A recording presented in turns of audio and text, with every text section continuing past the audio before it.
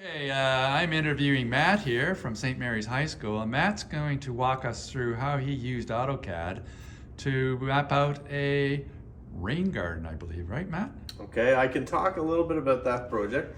That's one that I have stowed away, but in terms of the mechanical CAD, I can talk to you about that for Okay, sure. let's have a look. So this is Fusion 360, and this is one of the best software out there. So if you want to design any part, like let's say I want to 3D print myself a CO2 car, so I can take and bring aspects of design right into the software and eliminate any sort of errors. So as I go through this, I can test for structural defects, the thickness of the material, the actual properties of the material, and kind of refine what it is I'm designing.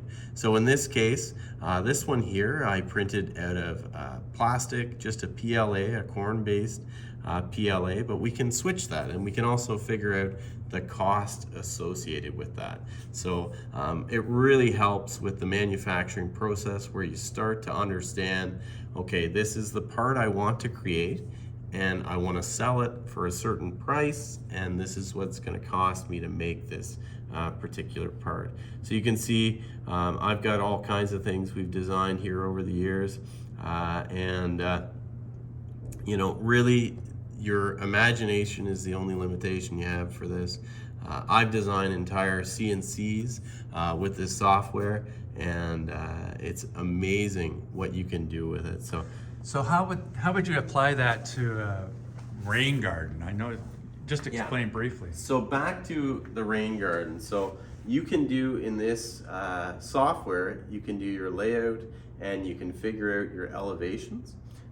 And then based on that, you can develop a plan for runoff and be able to establish how exactly to integrate key plants into that system that will essentially lead to a really good solution.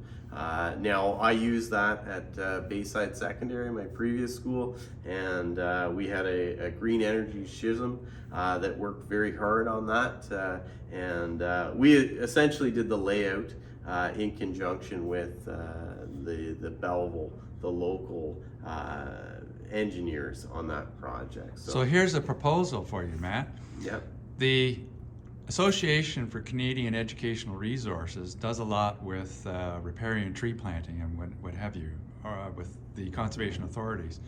They have a grant from the Great Lakes Local Action Fund to work with the Ganaraska Region Conservation Authority to plant 900 trees and shrubs to look at protecting wetlands from climate change and to make our water safer to drink by taking pollutants out of the water. It would be cool to maybe have a water conservation garden here on the grounds of St. Mary's High School in Coburg, where there is a creek and there's grass that butts up against that creek.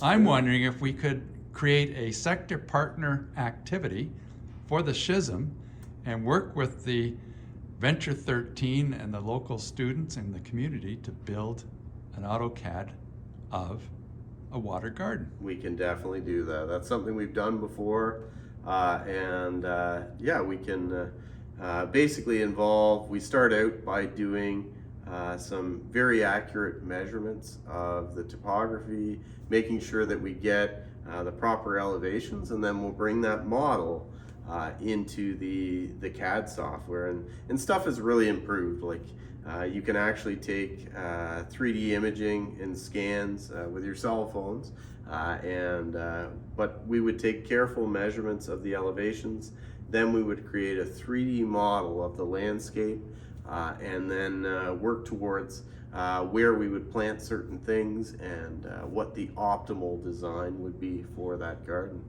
That sounds great, Matt. So students, stay tuned. We're gonna do this in the spring of 2023. Sounds good. Thanks, Matt. No problem.